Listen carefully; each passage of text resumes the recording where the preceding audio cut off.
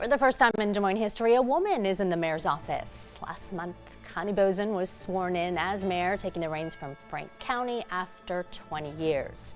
Boesen, of course, a familiar face in local politics, from school board to city council, now Des Moines' top office.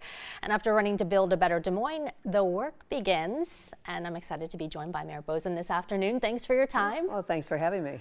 Yeah, city council, you're just kind of moving seats, but there's a lot more to the office, and they help make that transition from council member to mayor. Right, the experience I've had definitely is a plus, knowing exactly what the mayor had been doing, but then the ramp up of meetings and travel and things like that. So it's been a great first month. Even in December, I got to go to Harvard or Boston area for the first 100 days of being a mayor. There were 27 new mayors throughout the country that were brought in.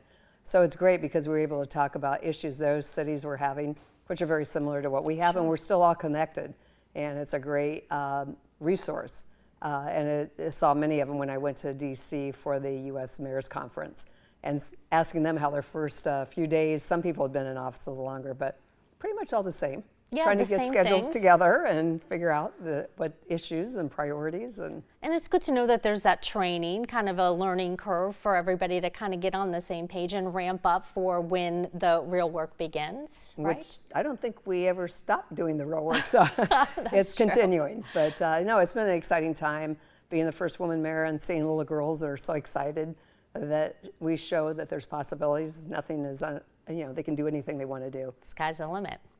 Your first 100 days, as we're talking to not about the training, but in office, helping lead the city, there was some really big news for the city of Des Moines, the Southeast Connector Project. Tell me a little bit about the history and where we stand and where we're going. We had been working for years to get the Southeast Connector through various grants. We were turned down, and then the infra grant came about, and we reapplied, and we got awarded $34 million to connect from the Martin Luther King, if you go to East 30th, all the way out to the interstate, which opens up great opportunities for Des Moines. Not only is it a great connector for our transload facility, for Kemin Industries and all the companies that are down there, but also for land that we can now develop that wouldn't be able to be developed without this roadway.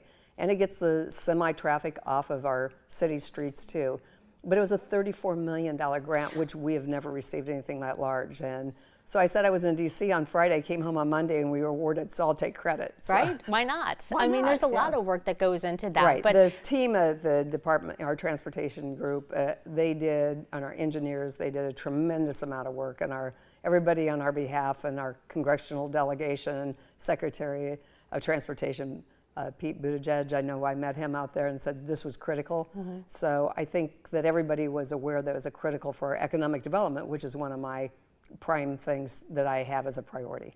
When could we see then actual ground being moved and the project starting to get underway? I think as we were prepared to go ahead, so I think it's going to happen rapidly, and I would have to get all the exact dates. Sure. But I know they're still requiring some of the land and things like that, but should be hopefully soon. But this was huge. I mean, getting the money, that's really what it all boils down to. It really is, to be able to do it in a way that we can really provide access for our citizens to go out to the interstate, but vice versa. So, and even for people off going to the fair, it's a great way in as another access instead of East University.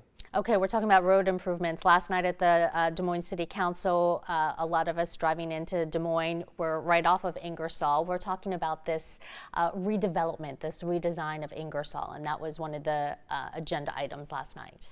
Well, it really is the continuation of the work we already have started at from MLK up to 28th Street. So this is going from 28th to 31st. Similar design, concept, the bike path, redoing some of the landscaping and things like that. So it's just an extension of what already has happened. And I was asking you towards the final stages of this Ingersoll project. Yes. But these are things that people who live in Des Moines, work downtown, drive around, really can start seeing taking shape. Well, I think people are seeing the difference. A lot of this road design is to slow people down and to create, opportunities to, because one thing I hear everywhere I go, every neighborhood meeting, is speed. And this is a way to create a safer streetscape, and that's really what some of the road designs are for. All right. Well, Mayor Boesen, it's great to see you this afternoon. We are excited that you'll be joining us throughout the month and moving forward to talk about some of the issues in and around our city. Well, thank you very much for having me.